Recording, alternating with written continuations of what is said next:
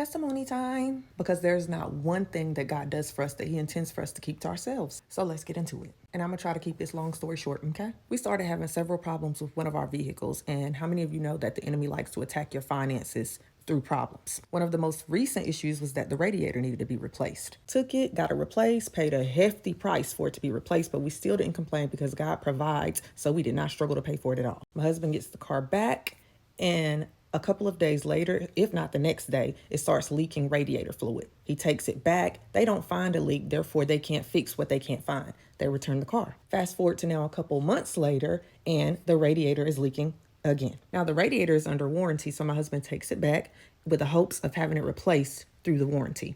They look at it, decide that it was an issue that our warranty couldn't cover because the leak came from compression, which is beyond their control. Something along those lines. I'm not a mechanic, so I'm explaining the best I can. My husband comes back, gives me this news, which I was least expecting.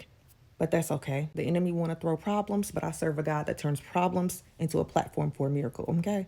I continue to speak positivity into the situation, encourage my husband, tell him not to worry. I'm about to pray for this thing because enemy, you want to play? I'm about to go tell Abba Father. I'm animating this story, but y'all, I'm for real. I'm serious about this. Now, this was yesterday that we got this news. I specifically asked God to soften the hearts of the people who makes the decision about replacing our radiator under warranty. And I specifically demand Satan to take his hands off of our finances. I didn't worry about that thing no more, and I went on worshiping and conversing with my Father as normal. Today, the next day, I get a text message from my husband saying, "Bae, you must have prayed about my radiator because they just called me and said that they're going to see if they can replace it under warranty." Then he texted me about 5 minutes later and said, they're going to replace it.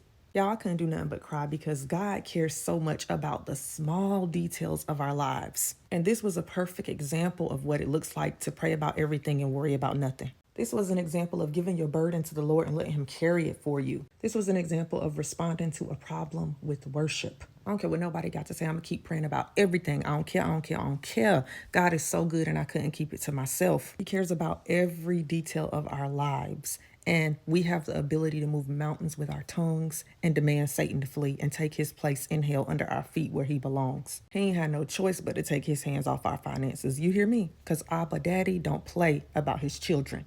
Thank you, Father.